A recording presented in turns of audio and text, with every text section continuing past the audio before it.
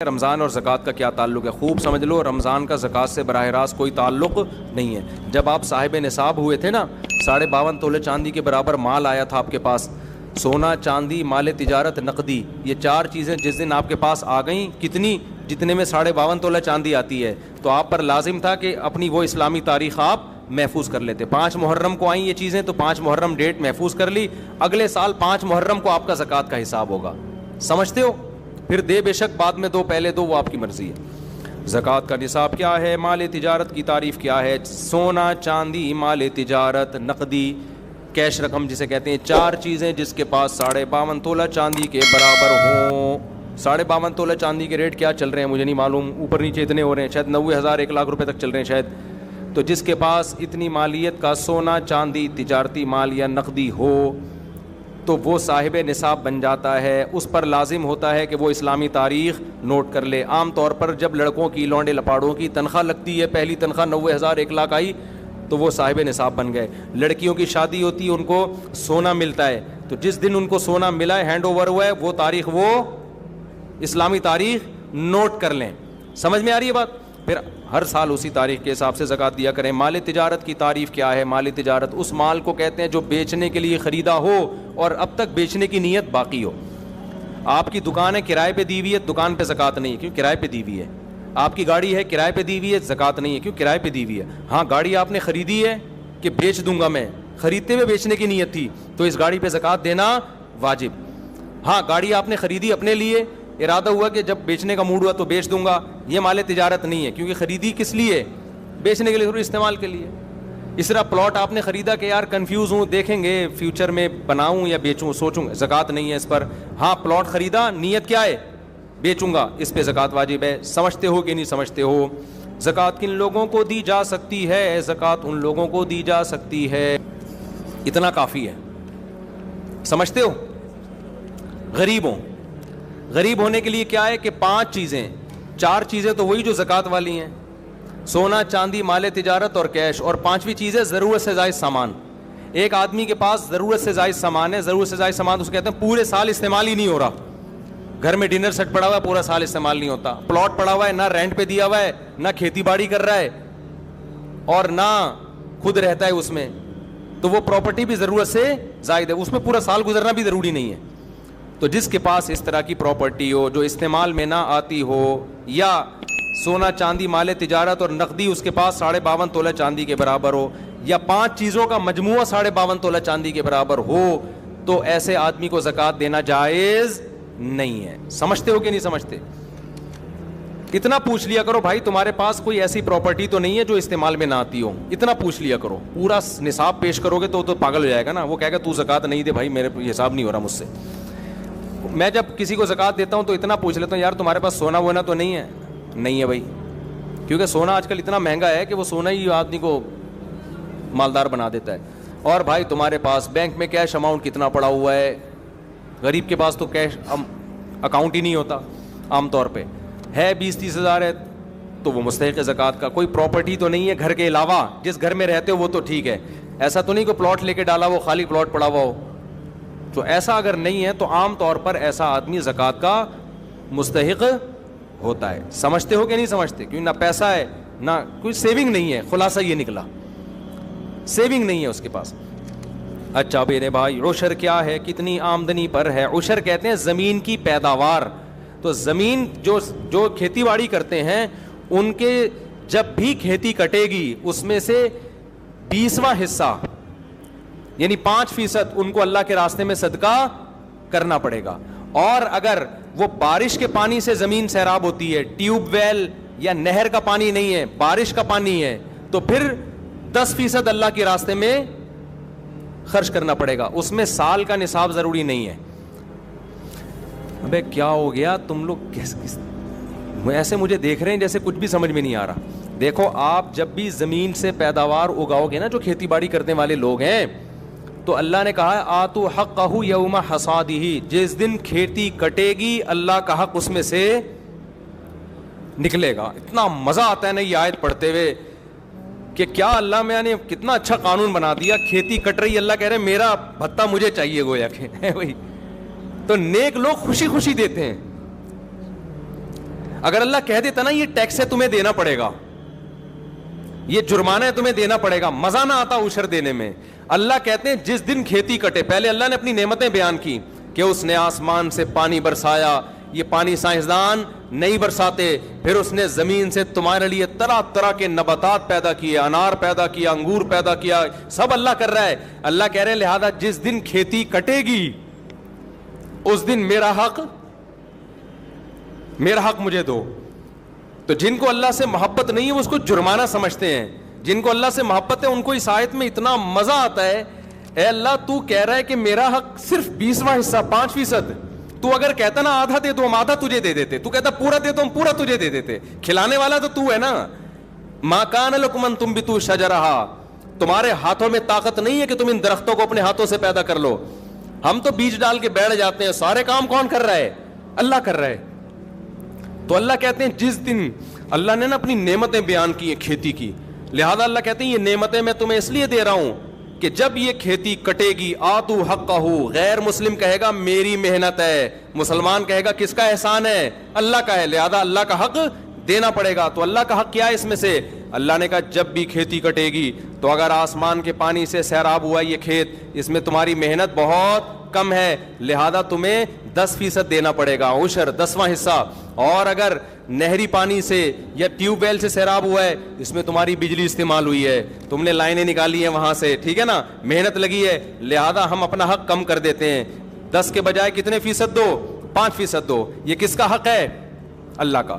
اے اللہ تیرا کوئی account number ہو میزان بینک میں, اسلامک بینک میں اللہ اکاؤنٹ کھلے گا نا, یا بینک اسلامی میں یا اور کوئی, تو وہ اکاؤنٹ نمبر دے دے اپنا, ہم وہاں جمع کرا دیتے ہیں.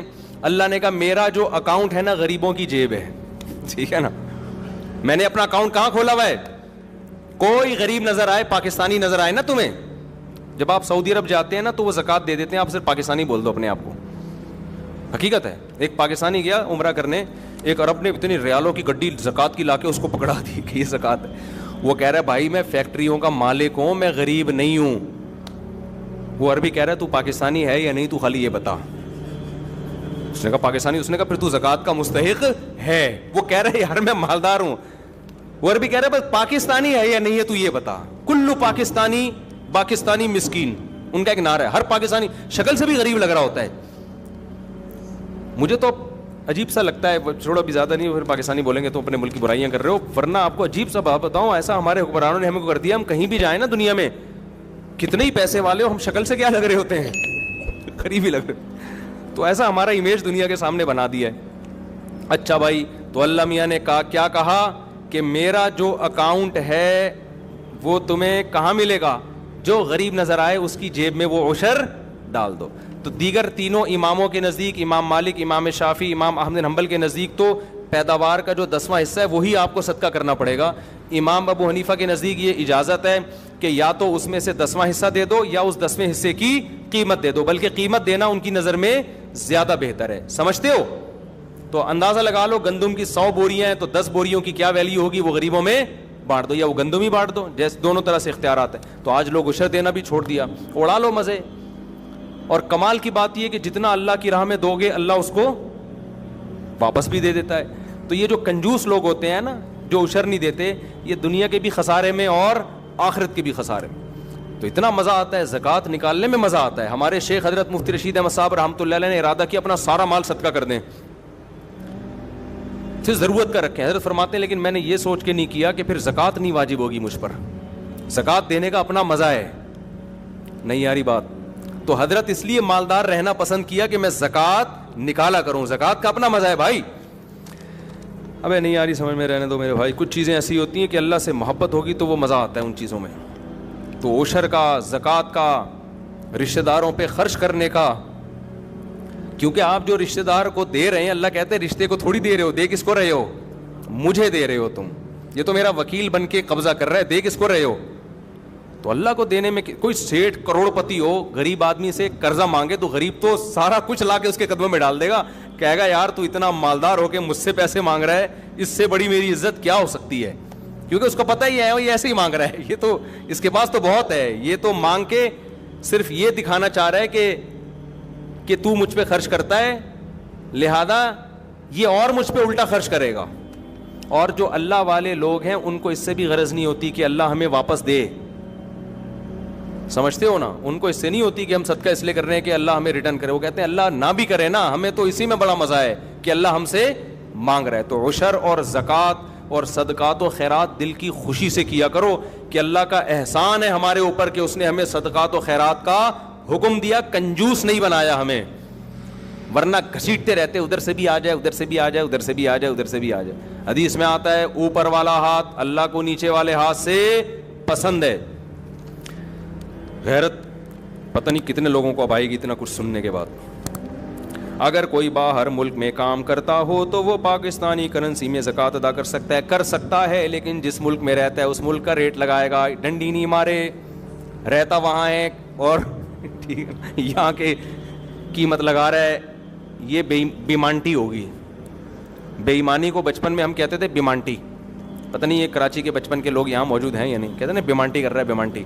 وہ بے ایمانی سے بیمانٹی بن گیا, تو وہیں کی ویلیو لگائے گا. زکوٰۃ دینے کے لیے کس حد تک مستحق کی تحقیق کرنا ضروری ہے؟ کچھ نہ کچھ تحقیق تو ضروری ہے. اتنا نہیں کہ آپ اس کے گھر میں گھس کے اس کے فریج میں گھسیں اور اس کے بستروں کے نیچے گھس کے گدوں کے نیچے چیک کریں گے, ہاں تو نہیں چھپایا ہوا.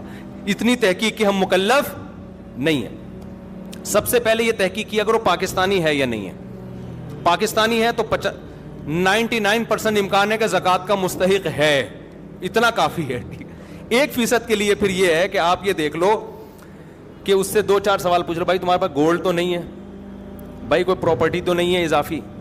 اچھا بیوی کے پاس اگر سونا ہے تو شوہر کا نہیں کہلائے گا, وہ بیوی کا کہلائے گا, اس سے شوہر کا پھر بھی غریب ہونا ثابت ہوگا. سمجھتے ہو؟ تو ان کو دیا جا سکتا ہے جو اس طرح کی تحقیق کر لو. کوشش کرو زیادہ سے زیادہ مستحق کو دو نا.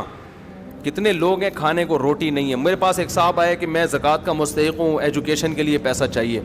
میں نے کہا ٹھیک ہے آپ مستحق ہیں, لیکن پہلے پیٹ بھرنا ضروری ہے, تعلیم اس کے بعد. بہت سے غریب ہیں جن کو کھانے کے روٹی نہیں ہے, تو کوشش کیا کرو نا. جو زیادہ بیمار ہیں, کینسر میں پڑے ہوئے ہیں, علاج کے پیسے نہیں ہیں, تو جان بچانے والوں کو پہلے فوکس کیا کرو. سمجھتے ہو؟ اچھا بھائی دینی مدارس کو بھی زکوٰۃ دینی چاہیے جو صحیح کام کر رہے ہیں. میرا ایک بیان ہوا روحانی عاملوں کے خلاف کہ روحانی عامل جو ہے نا دین کے نام پہ اور یہ وظیفوں کے نام پہ نوٹ چھاپتے ہیں. کسی نے نیچے لکھا کہ ایسے بھی تو بہت سے لوگ ہیں جنہوں نے خالی پلاٹوں پہ قبضہ کر کے مسجد بنا لی, مدرسہ بنا لیا اور یتیم بچوں کے نام پہ چندہ کر کے کروڑوں روپے کے مالک بن گئے. ان کے خلاف کیوں بیان نہیں کرتے؟ تو جنہوں نے بھی کمنٹ کیا ان کی خدمت میں عرض ہے کہ ان کے خلاف بھی میں متعدد دفعہ بیان کر چکا ہوں, بلکہ لوگوں کو بتا چکا ہوں کہ پاکستان میں پیسہ کمانے کا, حرام کمانے کا ایک بہترین طریقہ زرداری کو خام میں بلا وجہ بدنام ہو گیا. تو بھائی تو ایک جگہ خریدتا, مسجد بناتا, پلاٹ بناتا اور دبا دب نوٹ چھاپتا. ایسا ہوتا ہے. اس پہ تو ہم 20 دفعہ بول چکے ہیں کہ صرف داڑھی ٹوپی دیکھ کر کبھی کسی پہ اعتماد مت کرو. ایسے لوگ ہیں پیسہ نہیں کما پاتے تھے, انہوں نے کیا کیا, کسی جگہ پہ چندہ کر کے جگہ خرید لی, 4 دیواری کھڑی کر دی, چند ادھار یتیم بچے لے لیے کسی سے کہ بھائی کسی سینٹر سے کہ 1 مہینے کے لیے آپ کے یتیم بچے مجھے ادھار چاہیے. یتیموں کے نام پہ بھی پیسہ ملتا ہے نا, ادھار چاہیے, جب پیسہ آ جائے گا تو یہ واپس کر دوں گا. کرائے پہ بھی ملتے ہیں یتیم بچے چندہ لینے کے لیے. تو آپ نے کیا کیا, چند یتیم بچے لکھ دیے, ان کے ہاتھ میں قرآن پکڑا دیا, وہ قرآن پڑھ رہے ہیں, ہل رہے ہیں, بڑا خوبصورت نورانی ماحول, لوگ آ کے دبا دب پیسہ پھینک رہے ہوتے ہیں. تو میں نہیں کہہ رہا کہ مدارس کے محتمم فراڈی ہوتے ہیں یا علماء معاذ اللہ 2 نمبر ہوتے ہیں یا مولوی 2 نمبر ہوتے ہیں. نہ 2 نمبر لوگ بھی مولویت کے لبادہ اوڑھ لیتے ہیں. 2 نمبر لوگ بھی مدرسے کے ناظم کا لیبل استعمال کر کے لوگوں سے پیسے بٹورتے ہیں. تو کہیں بھی کوئی مدرسہ ہو, آنکھ بند کر کے تعاون نہیں کرنا. آپ نے ریسرچ کرنی ہے, تحقیق کرنی ہے کہ واقعی یہ دین کی خدمت ہو رہی ہے, پیسہ صحیح جگہ استعمال ہو رہا ہے. ایسا تو نہیں کہ ناظم صاحب کے پیٹ میں جا رہا ہو. اور بڑے بڑے فراڈ ہوتے ہیں, ہم نے خود دیکھے ہیں. ایک مسجد بنا لی, مسجدیں بک رہی ہوتی ہیں, سودے ہوتے ہیں مسجدوں کے, 1 کروڑ میں بکی, 2 کروڑ میں بکی. خریدنے والے کو پتا ہے 1 کروڑ لگاؤں گا, پھر مسجد کے نام پہ جو چندہ ہوگا نا یہ پیسے ریکور. یہ باقاعدہ بزنس ہو رہا ہے, اپنی آنکھوں سے دیکھا ہے ہم نے. تو اس لیے اب یہ تو نہیں کہ مدرسوں کے ساتھ تعاون ہی چھوڑ دیں. تعاون تو ہماری اور آپ کی ذمہ داری ہے. دینی مدارس کو تو ہم نہیں چلانا ہے, لیکن طریقہ یہ ہے کہ آپ ایک دفعہ تحقیق کریں کہ ریلائبل مدرسہ ہے یا نہیں ہے, یہاں پیسہ صحیح استعمال ہوتا ہے کہ نہیں ہوتا. آنکھ بند کر کے کسی کے ساتھ تعاون نہیں کرنا. جو قابل اعتماد دینی ادارے ہیں ان کے ساتھ تعاون کریں. بنوری ٹاؤن ہے, جامعۃ الرشید ہے, دارالعلوم کرنگی ہے, بن نوریہ ہے, جامعہ اشرفیہ, یہ سارے بڑے بڑے اکابر, بڑے بڑے علماء ان مدارس کو چلا رہے ہیں, تو ان پہ تو پورا اعتماد. اسی طرح چھوٹے مدرسے بھی ہیں جن کے ساتھ تعاون کرنا چاہیے, لیکن پہلے ایک سروے کریں آپ جا کے کہ یہ پیسہ میرا صحیح استعمال ہو رہا ہے یا نہیں ہو رہا, ورنہ فراڈیوں کے ہاتھ چڑھ جاؤ گے آپ. بہت پیسہ اس میں, جو مذہب کے نام پہ جب حرام خوری ہوتی ہے نا تو پھر تھوڑا پیسہ نہیں آتا. اگر کسی نے زکوٰۃ ادا نہ کی ہو تو کیا پچھلے سالوں کی زکوٰۃ بھی ادا کرنی ہوگی؟ جی ہاں, ادا کرنی ہوگی بالکل. زکوٰۃ نہ دینے کی کیا وعید ہے؟ اللہ نے فرمایا جو سونا چاندی تم جمع کر کے رکھتے ہو, زکوٰۃ نہیں دیتے, اسی کو پگھلا کے تمہاری پیشانیوں کو داغوں گا میں قیامت کے دن, اور کہوں گا ھذا ما کنزتم لانفسکم, یہ وہ خزانہ ہے جو تم نے اپنے لیے جمع کیا تھا. آپ کہہ سکتے ہو اللہ کرنسی کو کیسے جلائے گا, تو اللہ اس کو بھی جلا کے داغ سکتا ہے. تو جو مال جمع کر رہے ہو نا اور زکوٰۃ نہیں دے رہے, اسی کو اللہ جلا کے پیشانیوں کو داغے گا قیامت کے دن. اللہ اس عذاب سے بچائے. اچھا میرے بھائی, زکوٰۃ کا کانسیپٹ کیا ہے, اس کے پیچھے کیا فلسفہ ہے؟ زکوٰۃ کا کانسیپٹ یہ ہے کہ اللہ کہتا ہے کہ میں اپنے بندوں کو کھلاتا پلاتا ہوں, یہ تمہاری کمائی نہیں ہے, یہ میرا احسان ہے. تو جب میرا احسان ہے تو جو مجھ پر ایمان لائے گا تو وہ مجھے قرضہ دے گا, اور مجھے قرضہ دینے کا طریقہ ہے میری مخلوق پہ خرچ کر دو. تو جس کا اللہ پہ, اللہ چیک کرتا ہے کہ یہ اوپر کے ایمان کے دعوے ہیں, سچی مچی کا مسلمان ہے یہ, صحیح ہے نا, کیونکہ پیسہ خرچ کرنے کے لیے کمزور ایمان چلتا نہیں ہے. صحیح ایمان ہوگا تو روکڑا نکلے گا, ورنہ نہیں نکلے گا. ایک کو آپ نے محبت کا دعویٰ کیا, ایک اپنی محبوبہ سے, مجھے تم سے بہت محبت ہے, اس نے کہا بہت ہے تو 500 روپے دے دو. تو آپ نے کہا یار یہ 500 روپے تو نہیں میں دے رہا, تو سمجھ جائے گی اوپر سے بولنے پر گورنمنٹ کی طرف سے کوئی پابندی نہیں ہے, تو 500 روپے سے پتہ چلے گا. اگر وہ مانگ لے 1000 روپے تو پھر پتہ چلے گا 1000 والی ہے. تو ریٹ ہوتے ہیں نا, روکھڑے سے پتہ چلتا ہے کہ کتنی محبت ہے. تو اللہ میاں بھی کہتے ہیں کہ میں تم مجھ سے محبت کا دعویٰ کرتے ہو, اس کا روکھڑے سے پتہ چلے گا مجھے خوش کرنے کے لیے پیسہ کتنا خرچ کرتے ہو. صحابہ تو پورے باغ دے دیا کرتے تھے. قرآن میں جب یہ نازل ہوا نا کہ تم نیکی کی حقیقت تک اس وقت تک نہیں پہنچ سکتے جب تک محبوب چیز صدقہ نہ کرو. ابو طلحہ انصاری آئے, انہوں نے عرض کیا یا رسول اللہ میرا پورا باغ صدقہ ہے, مجھے سب سے زیادہ محبوب وہی ہے. تو یہ مستحب ہے, فرض واجب نہیں ہے اتنا صدقہ, لیکن صحابہ نے تو بڑی بڑی آزمائشوں پہ پورے اترے. ہم سے تو اللہ صرف 2.5% مانگ رہا ہے. اچھا بھائی, مخروص پر زکوٰۃ کا کیا حکم ہے؟ صاحب نصاب پہ جتنا قرضہ ہے اس قرضے کو مائنس کرے گا. وہ یہ آپ کے پاس 1 لاکھ روپے پڑے ہوئے ہیں, قرضہ 50,000 کا ہے, تو لاکھ سے 50,000 مائنس کریں گے, پھر 50,000 جو بچے گا تو وہ دیکھا جائے گا کہ نصاب کے برابر ہے یا نہیں. اگر ہے تو زکوٰۃ ہے, نہیں ہے تو زکوٰۃ نہیں ہے. تو قرضے کو مائنس کیا جاتا ہے. اچھا بھائی, اگر کسی نے کمیٹی ڈالی ہوئی ہے تو اس پر, اچھا قرضے میں ایک بات یہ بھی ہے جو انہوں نے سوال پوچھا نہیں ہے. بعض دفعہ آپ پلاٹ خریدتے ہو قسطوں پہ, نیت ہوتی ہے بیچنے کی, لیکن قسطوں پہ خریدتے ہو. اب 1 کروڑ کا قسطوں پہ پلاٹ خریدا اور آج پلاٹ کی ویلیو ہے 1.5 کروڑ. اب لوگ پریشان ہوتے ہیں کہ یہ جو ہم نے 1 کروڑ دینی ہے یہ مائنس کرنا ہے کہ نہیں کرنا. تو خوب سمجھ لو, جو قسطیں اس سال آپ نے دینی ہیں, یعنی جب زکوٰۃ واجب ہوئی ہے اس سے اگلے سال والی تاریخ کے اندر جو قسطیں دینی ہیں ان کو اس پلاٹ کی قیمت سے مائنس کیا جائے گا. جو 1 سال کے بعد دینی ہے ان کو پلاٹ کی قسطوں سے مائنس نہیں کیا جائے گا. سمجھتے ہو؟ اچھا بھائی, اگر کسی نے کمیٹی ڈالی ہوئی ہو تو اس پر زکوٰۃ ہوگی یا نہیں ہوگی؟ اگر کمیٹی نکل چکی ہے تو جو قسطیں آپ نے دینی ہے وہ آپ پہ لون ہے, وہ قرضہ ہے. تو جس دن زکوٰۃ کی تاریخ آئے گی تو جتنا کیش اماؤنٹ آپ کے پاس ہے ان میں جو قسطیں آپ نے ابھی دینی ہیں کمیٹی کی وہ قسطیں مائنس کرو گے. 1 لاکھ کی کمیٹی نکلی, پہلی کمیٹی نکل گئی اور زکوٰۃ کی تاریخ آ گئی, لیکن آپ نے ابھی ہر مہینے 5,000 1 سال تک دینے ہیں, تو اس میں تو 1 سال بھی نہیں, جب تک قسطیں دینی ہیں آپ نے وہ تمام قسطیں اس 1 لاکھ سے مائنس کرو گے آپ, تو ظاہر ہے وہ 5,000 ہی بچے گا. اور اگر کمیٹی آپ کی آخر میں نکلی ہے تو اب چونکہ آپ کے اوپر قسطیں باقی بچی نہیں ہیں تو اب آپ کچھ بھی مائنس نہیں کریں گے. تو جتنی قسطیں باقی رہ گئی ہیں وہ کمیٹی کے پیسوں سے مائنس کر کے زکوٰۃ نکالی جائے گی, اور اگر قسطیں باقی نہیں رہی ہیں تو پھر پورے پیسوں پہ زکوٰۃ دینی پڑے گی. سمجھتے ہو کہ نہیں سمجھتے؟ اگر کسی کی طرف سے بغیر اجازت زکوٰۃ ادا کر دی جائے تو ادا ہو جائے گی؟ نہیں ہوگی ادا. شوہر نے بیوی کی زکوٰۃ بغیر بتائے دے دی تو زکوٰۃ ادا نہیں ہوگی, دوبارہ دینی پڑے گی. ہاں, بیوی کو بتا دیا, اس کی پرمیشن لے لی, اس کی اطلاع میں آ گیا, پھر دے دی تو زکوٰۃ ادا ہو جائے گی. تو کسی کی طرف سے زکوٰۃ کے لیے اس کو بتانا, اس سے پرمیشن لینا ضروری ہے. اگر گھر کرائے پر دیا ہو تو زکوٰۃ کا حکم, گھر پہ زکوٰۃ نہیں ہوتی. اگر بیچنے کے لیے خریدا ہے تو ہوگی, ورنہ نہیں ہوگی. لیکن اس کا جو کرایہ آ رہا ہے, زکوٰۃ کی تاریخ جب آئے گی تو اس دن جتنا کیش اماؤنٹ اس کرائے میں سے بچا ہوا ہوگا زکوٰۃ ہوگی, جو خرچ ہو گیا اس پہ زکوٰۃ نہیں ہے. گھریلو سامان اور استعمال کی چیزوں پر زکوٰۃ ہوتی ہے, نہیں ہوتی. زکوٰۃ پیشگی ادا کرنے کا کیا حکم ہے؟ ادا کر سکتے ہیں, لیکن حساب اسی دن کا لگانا پڑے گا. مثال کے طور پر 5 محرم کو آپ کے پاس 52.5 تولہ چاندی کی ویلیو کے برابر چیزیں آ گئیں, جو میں نے جس کی تفصیل بتائی ہے. تو اب آپ نے 5 محرم کو وہ ڈیٹ نوٹ کر لی. اگلے سال 5 محرم آئے گا تو آپ دیکھو گے سونا چاندی مال تجارت نقدی میرے پاس کتنا ہے. آپ نے اندازہ لگا لیا جی 1 کروڑ کا ہے, تو نوٹ کر لو میرے ذمہ زکوٰۃ کتنی ہے, 2.5 لاکھ. 1 کروڑ پہ کتنی ہوتی ہے؟ تو تاریخ اس دن کا حساب نوٹ کرو. 2.5 لاکھ آپ نے نوٹ کر لیا. اب پورا سال پڑا ہے, آپ قسطوں میں دے سکتے ہو, جتنا جلدی دو اتنا اچھا ہے. بعض دفعہ دیر اس لیے کرتا ہے کہ بھائی کوئی مستحق نہیں مل رہا, ابھی پٹرول تھوڑا اور مہنگا ہونے دو تو پھر ہر ایک کو دے سکتے ہیں, ہم بانٹ دیں گے.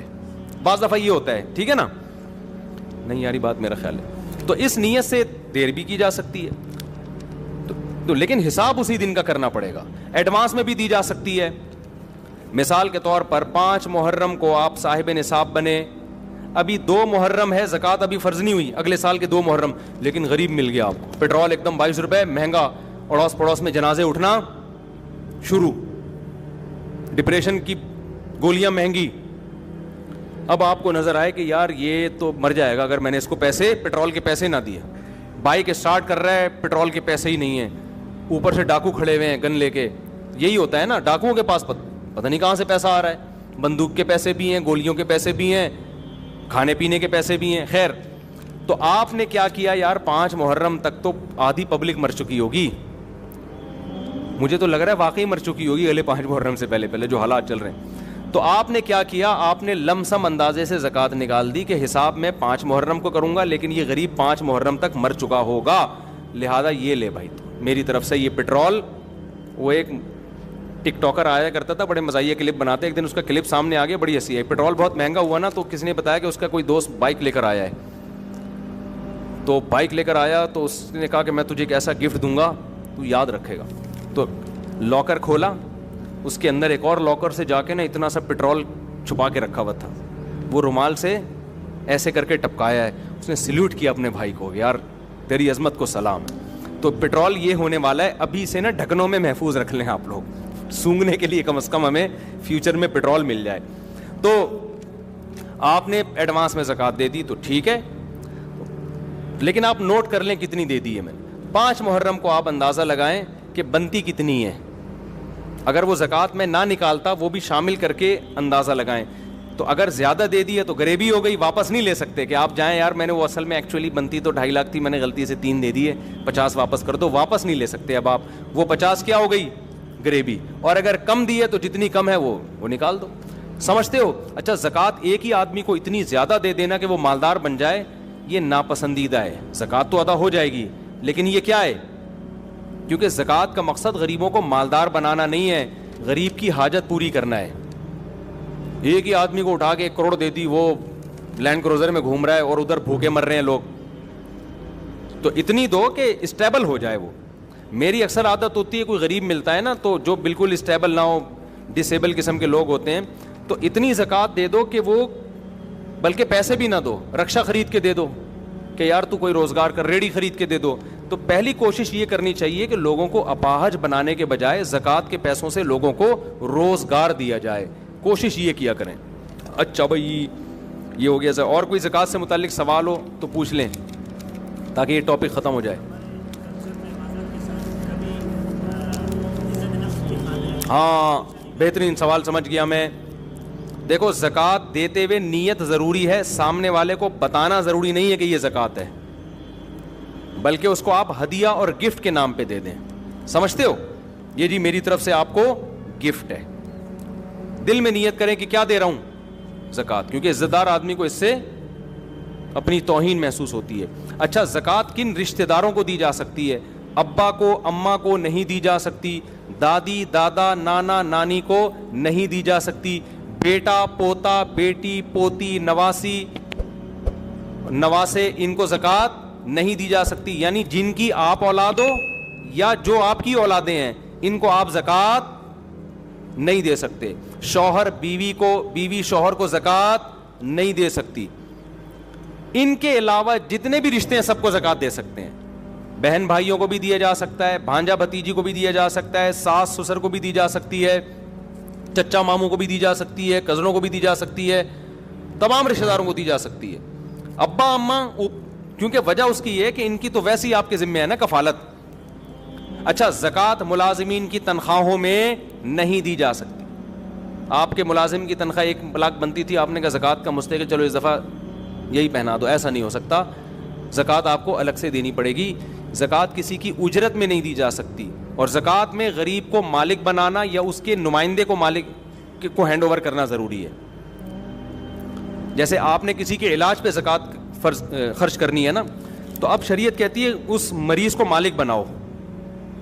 اگر وہ مریض بے ہوش ہے, نہ کومے میں گیا ہوا ہے, اس کا دماغ ہی کام نہیں کر رہا, تو اس کا جو بھی متولی ہے, باپ ہے جیسے, تو اس کو بھی مالک بنا دیں گے تو ہو جائے گی. لیکن اگر وہ ہوش و حواس میں ہے, دماغ کام کر رہا ہے, تو اس کو ہینڈ اوور کرنا پڑے گا, پھر وہ دوائیں خریدے.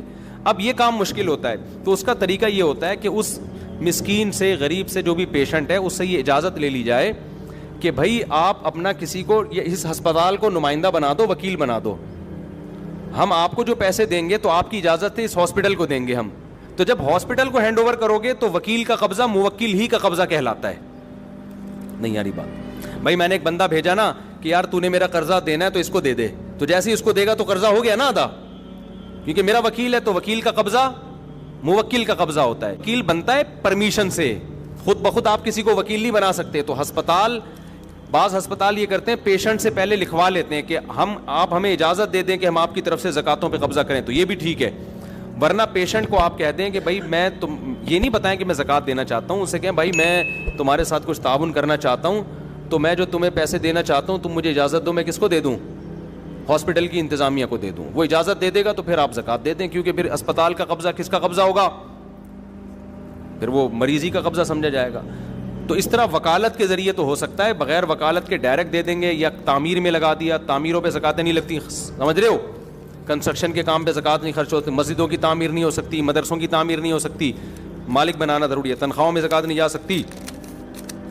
کسی غریب بچی کی شادی کرانی ہے, لوگ کہتے ہیں زکات, تو بھائی اس کو آپ وہاں بھی یہی ہے, اس بچی کو ہینڈ اوور کرو. پیسہ ہینڈ اوور نہیں کر سکتے, اس بچی سے پرمیشن لو کہ ہم آپ کی پرمیشن سے کھانا وانا کھلائیں. اول تو بارات کے کھانے اسلام میں ہے نہیں, لیکن مجبوری ہے تو ان کو بتا دو بھائی میں سارا خرچہ آپ کی طرف سے اٹھاؤں گا. تو اٹھاؤں گا نہیں, آپ کا وکیل کون ہے اس کو میں قبضے میں دوں گا. خود آپ وکیل نہیں بن سکتے, جو دینے والا ہے وہ خود وکیل نہیں بن سکتا. آپ کہ ابا کو وکیل بنا دو, جتنا پیسہ اس شادی پہ ہوگا میں آپ کو دینا چاہتا ہوں, تو آپ اجازت دے دو آپ کے ابا کو دے دوں, تو ابا کو دے دیں, وہ پھر جو مرضی کرتے رہیں اس سے, بچی کی اجازت سے. تو یہ سارے طریقے ہیں زکوٰۃ کے. اور کوئی کسی نے سوال پوچھنا ہو؟ جی. سید کو زکوٰۃ نہیں دے سکتے, اس کو ویسے صدقہ خیرات کے ساتھ اس کے ساتھ مدد کریں. سید کہتے ہیں جس کے ابا سید ہوں. اماں سید ہونے سے بچہ سید نہیں ہوتا. اسلام میں نسب کہاں سے چلتا ہے؟ جیسے ابا زرداری ہوں تو بیٹا کیا ہوگا؟ زرداری ہوگا. صحیح ہے نا؟ ابا سید ہوں تو بیٹا کیا ہوگا؟ بڑی گہری بات ہے. تو اسلام میں نسب کہاں سے چلتا ہے؟ ابا سے, کیونکہ ہم لوگ کے ابا ہوتے ہیں. بہت سو کے ابا سے چلتا نہیں ہے کیونکہ ان کے ابا نہیں ہوتے. بہت سو کے قوم ہیں جن کے ابا ہی مارکیٹ سے کیا ہو گئے؟ شارٹ ہو گئے. ہمارے یہاں پیٹرول شارٹ ہو رہا ہے, چینی شارٹ ہو جاتی ہے, شوگر ہے, ہمارے ابا شارٹ نہیں ہوئے. ان ملکوں میں کبھی چینی شارٹ نہیں ہوئی, کبھی پیٹرول شارٹ نہیں ہوا, لیکن شارٹ ہوئی تو ایسی چیز ہوئی کہ اللہ کی پناہ یار, ابا ہی شارٹ ہو گئے. کسی کے ہاں ابا ہوتے ہیں. بھائی آپ تو باہر سے آئے نا, ویڈیو میں نہیں آئیں گے آپ, ڈرے نہیں, یہ تو یورپ سے آئے ہیں. ایسا ہوتا ہے نا کہ ان لوگ کے یہاں کسی کے ابا ہوتے ہیں, کسی کے نہیں ہوتے. تو ابھی تو BBC کی رپورٹ ہے, اس میں رپورٹ آئی ہوئی تھی وہی ان مغربی کنٹریز کے بارے میں کہ ابا کا ریشو ختم ہوتا جا رہا ہے. ایسے بچے بہت سارے ہو گئے جن کے ابا ہی نہیں ہیں. ہمارے ایک دوست ہیں بچپن کے, وہ شکار پہ جایا کرتے تھے, بس یہ بتا کے بیان ختم کر رہا ہوں. شکار پہ جاتے تھے تو اپنے والد کو کہتے تھے ابا جی, دادا کو کہتے تھے ابا جی. تو جیسے ہی کوئی شکار نظر آتا وہ کہتے تھے ابا جی ٹھا ٹھا کرو, یعنی بچہ تھا نا وہ, میرا دوست تھا, بچپن کی بات بتا رہا ہوں, تو اتنی اسپیڈ سے بولتے ابا ہی ٹھا. ابا جی کو بولتے تھے ابئی ٹھا, تو اس بچے کا نام پڑ گیا ابئی ٹھا, وہ ابئی ٹھا آ رہا ہے. ابھی بھی لوگ تھوڑا سا چھیڑتے ہیں, بھائی یار یہ وہی نہیں ہے جس کو ابئی ٹھا, ابئی ٹھا, ابئی ٹھا. تو ابئی ٹھا کا مطلب ایسا لگ رہا ہے جیسے ابئی کو ٹھا کر دیا آپ نے. تو گورے نے کیا کیا, ابئی ٹھا. ابا مارکیٹ سے کیا ہو گئے, ان کے ابا کی بات کر رہا ہوں, یہ جو بیٹھے ہوئے ابا کیا ہو گئے مارکیٹ سے, ٹھا. ابئی کو ٹھا کر دیا. وہ تو کہہ رہا تھا بچہ کہ ابئی وہ ٹھا یعنی مارو اس کو. گورے نے ابا کو ہی اٹھا کے ٹھا کر کے اپنی سوسائٹی سے نکال دیا. اس لیے میں بار بار کہتا ہوں, ہم جب کسی سے ابا کی خیریت پوچھتے ہیں تو ہم پوچھتے ہیں آپ کے ابا خیریت سے ہیں, وہ کہتے ہیں ہاں ہیں یا نہیں ہے. لیکن گورے سے آپ کو 2 سوال پوچھنے پڑیں گے. پہلا سوال, آپ کے ابا ہیں, وہ کہے گا ہاں ہیں. پھر آپ پوچھیں گے اچھا خیریت سے ہیں یا نہیں. تھوڑا سا جملہ بڑھانا پڑتا ہے وہاں, یہ ایک ٹینشن ہے تھوڑی سی. تو جب آپ جائیں تو یہ 2 جملے یاد کر کے, ایسے ڈائریکٹ نہ پوچھ لے کرے آپ کے ابا خیریت سے ہیں, وہ کہے گا پہلے یہ تو پوچھو ہے بھی کہ نہیں ہے, اس کے بعد وہ بتائے گا.